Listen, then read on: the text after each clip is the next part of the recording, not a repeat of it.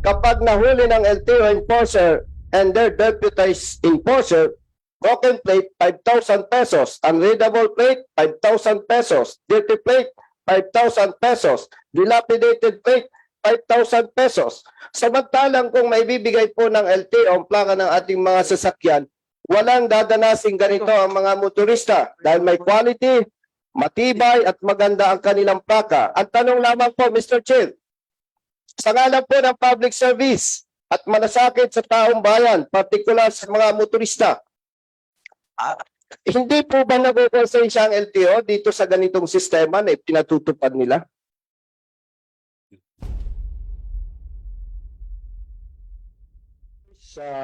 To speak is the minority, Congressman Bonifacio Busita. Thank you, Mr. Chair. Magandang gabi po sa ating lahat. Alam po natin na si ASEC, Attorney Vigor Mendoza, ay bago lamang sa LTO, pero kailangan po niya sagutin itong ating mga tanong. ASEC Mendoza, ilan po ang backlog natin sa license plates total? Mr. Chair, may I respond to that?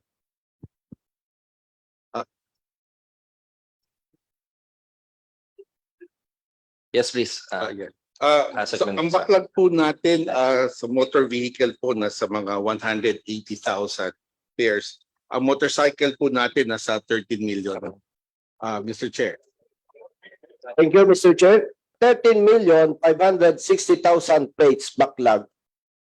Matanong lang po natin, ito po ba ay problema ng LTO na dapat iresolba o problema po ng mga car owners o ng mga motorista? Ay problema po ng LTO, Mr. Chair, na kailangan ma-resolba. Yes. Thank you, Mr. Chair. Problema po ito ng ahensya, hindi ng mga motorista and car owners.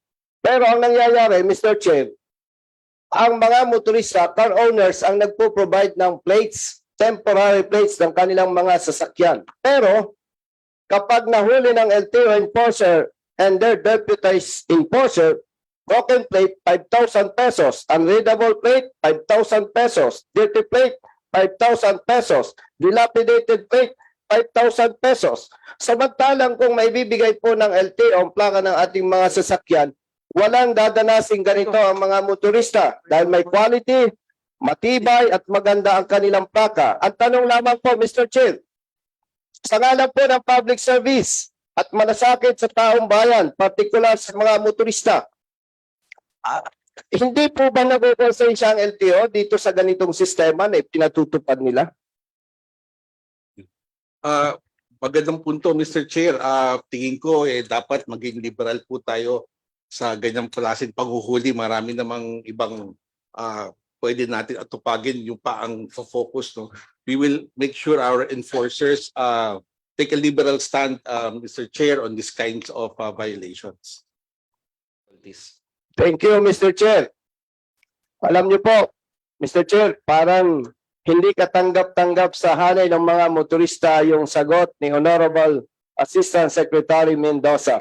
Mr. Chair, pwede po bang magbigay ng consideration ng ASEC, ang LTO, na at least 1 or 2 warnings, then on the third offense, doon pa lamang po sila mag-charge ng penalty dahil hindi po ito tama, hindi makatao na dapat yung problema nire-resolba ng LTO pero nagiging pabigat po ito sa hanay ng mga motorista. Mr. Chair, gusto ko lang banggitin, 5,000 is 5,000.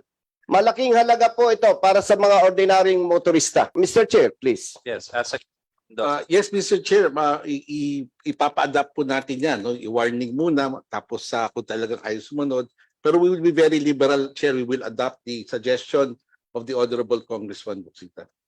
Mr. Chair, pwede po bang malaman sa butihing ASEC ng LTO kung kailan po nila i-implement ito na ating hinihiling na consideration on behalf of the motorists nationwide? Bukas na bukas, Mr. Chair, we will inform our traffic enforcement na i-adapt na po yung ganyang klaseng posisyon. Maraming salamat po, Mr. Chair. May last one concern po. Mr. Chair, kapag ka po yung plaka ng motorista ay nalaglag, nawala, nasira, nagre-request po sila sa LTO ng authority to use improvised plate. Nagbibigay naman po sila at mabilis. Ang hindi lamang po maganda, Mr. Chair, naglalagay po sila ng validity period, 1 month only. Samantalang alam po nating lahat na they cannot provide the plates ng mga motorista. So, pwede po ba, Mr. Chair, na maglabas ng memorandum ang Honorable ASEC ng LTO na tanggalin po yung validity period para po sa authority to use improvised plate? Yes, Mr. Chair, maganda rin yung suggestion niyan. We will adopt the suggestion of the Honorable Congressman Busita. Maraming salamat po, Honorable ASEC Mendoza. Pasensya na po, alam namin bago kayo, pero kailangan po ninyo sagutin itong mga problemang ito. Mr. Chair, maraming salamat. Salamat po.